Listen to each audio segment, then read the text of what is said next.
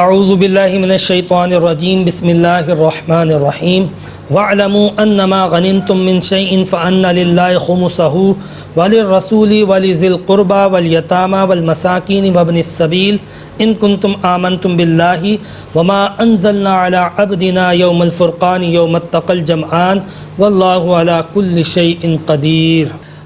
قرآن پاک میں کہا گیا فَأَنَّ لِلَّهِ خُمُسَهُ، اللہ کے لیے، اس کے رسول کے لیے، ولی ذی القربہ، اور جو نبی کریم صلی اللہ علیہ وآلہ وسلم کے قرابت دار ہیں اور مساکین ہیں اور مسافر ہیں، ان کے لیے 5واں حصہ مال غنیمت کا، اور باقی 4 حصے ان مجاہدین میں تقسیم کیے جائیں گے جنہوں نے اس جہاد میں، اس مارکے میں باقاعدہ حصہ لیا ہے۔ اور اس تقسیم کو ذکر کرتے ہوئے اللہ رب العزت نے ایک بڑی خاص بات ذکر کی کہ یہ جو فیصلہ کیا گیا ہے اسے تم قبول کر لو اگر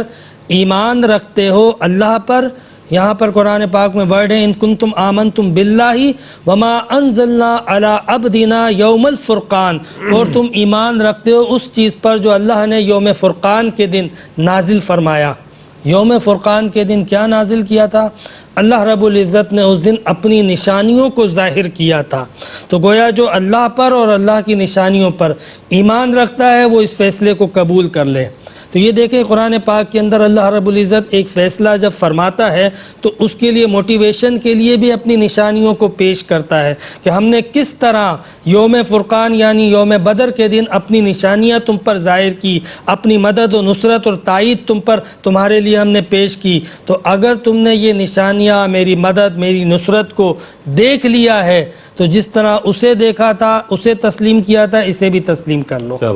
تو قرآن پاک میں اس انداز میں اللہ رب العزت نے ایک فیصلے کا امپلیمنٹیشن کیا، اور پھر ان نشانیوں کا ذکر کس انداز سے ہوتا ہے کہ وہ خاص نشانیاں بدر کی جو ہیں اس کا ذکر ہوتا ہے۔ اللہ رب العزت نے قرآن حکیم کے اندر فرمایا اذ انتم بالعدوۃ الدنیا وهم بالعدوۃ القصویٰ والرکب اسفل منکم، کہ یاد کرو کہ جب تم جو ہے وہ مدینے سے میدان کے اس کنارے پر واقع تھے جو مدینے سے قریب تھا، اور ابو جہل کا قافلہ میدان کے اس کنارے پر تھا جو مکے سے قریب تھا، اور ابو سفیان کا قافلہ سمندر کے پاس سے نیچے علیحدہ سے جا رہا تھا۔ گویا کہ یہ میدان جنگ کی ایک منظر کشی کی گئی کہ مسلمان کس جگہ تھے، کفار کس جگہ تھے، اور پھر چونکہ اس مقام پر تھوڑا سا سلوپ تھا، مٹی تھی، مسلمانوں کے قدم جم نہیں رہے تھے، تو اللہ رب العزت نے اس مقام کا ذکر کرتے ہوئے فرمایا یاد کرو جب ہم نے بارش برسائی تھی اور بارش کے برسنے کی وجہ سے وہ ساری مٹی جو ہے وہ ادھڑ گئی تھی اور تمہارے قدم جم گئے تھے، جبکہ وہ پانی جب سلوپ سے نیچے اترا تو جہاں کفار کھڑے تھے ان کے قدم جو ہے وہ پھنس گئے تھے، دھنس گئے تھے، کیونکہ وہاں پہ کیچڑ ہو گئی تھی۔ تو یہ اللہ کی مدد تھی کہ عین جنگ کے موقع پر اللہ رب العزت نے بارش کو برسایا، پھر عین جنگ کے موقع پہ اللہ رب العزت نے تم پر نیند طاری کی، اور اس نیند کی وجہ سے جو تمہیں سکون ملا، جو تمہیں راحت ملی، جو تم ریفریش ہو گئے تھے لڑنے کے لیے، یہ اللہ کا کرم ہی تھا۔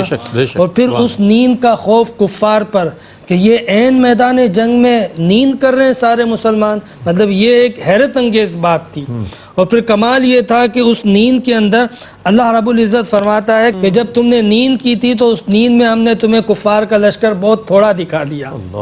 یعنی لڑنے کے لیے جو ایک خوف ہوتا ہے کہ پتہ نہیں دشمن کتنا طاقتور ہوگا، کتنا جری ہوگا، کتنا مسلح ہوگا، اللہ رب العزت نے ان کو بہت قلیل کر کے دکھا دیا۔ اور یہ خواب جہاں صحابہ اکرام کو، مسلمانوں کے لشکر کو دکھایا گیا تھا اس نیند میں، اسی نیند میں نبی کریم صلی اللہ علیہ وسلم کو بھی اس سے قبل خواب دکھایا گیا تھا جس میں کفار کی تعداد بہت تھوڑی تھی، اور ان میں فقط انہی کفار کو دکھایا گیا تھا جو جنگ میں مارے گئے تھے اور قیدی بنائے گئے تھے۔ یہی وجہ تھی کہ نبی کریم صلی اللہ علیہ وآلہ وسلم نے قبل از بدر کے مارکے کے آپ نے اس مارکے میں مارے جانے والے جتنے کفار تھے اور جتنے سردار تھے ان کے مارے جانے کی جگہ کا تعین کر دیا تھا کہ کون سا کافر اس مارکے کے بعد کس جگہ پہ پڑا ہوا ہوگا، اور یہ بات دنیا نے دیکھی کہ اس مارکے کے بعد وہ شخص وہیں پڑا ہوا ملا جہاں نبی کریم صلی اللہ علیہ وآلہ وسلم نے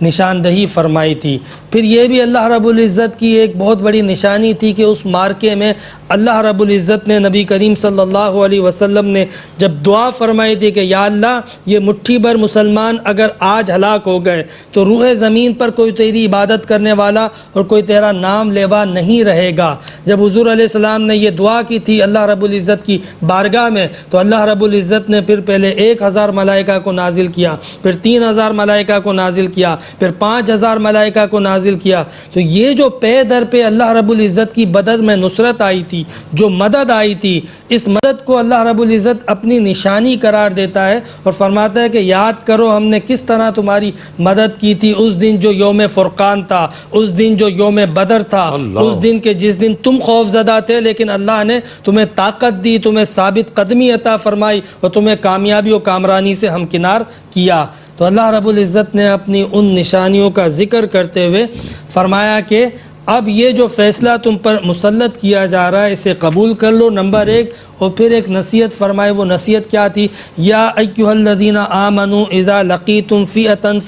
فاثبتوا واذکروا اللہ کثیرا لعلکم تفلحون، کہ اے ایمان والو جب تم کسی جماعت سے، کسی گروہ سے، کسی لشکر سے تمہارا سامنا ہو جائے اور تمہارا ٹکراؤ ہو جائے تو تم بھاگ مت جانا، خوف زدہ مت ہو جانا۔ یہ اللہ رب العزت اس مارکے کے بعد صحابہ کرام کو بالخصوص اور امت مسلمہ اور اہل ایمان کو بالعموم اس بات کی دعوت دے رہا ہے کہ جب دشمن سے تمہارا مقابلہ ہو تو تم پیٹھ مت پھیر لینا، بلکہ تم ثابت قدم رہنا اور اللہ رب العزت کا ذکر کرنا۔ پھر دیکھو کیسی اللہ تعالیٰ کی مدد آتی ہے، نصرت آتی ہے، تائید آتی ہے۔ عموماً ایسا ہوتا ہے کہ ہم مارکے سے پہلے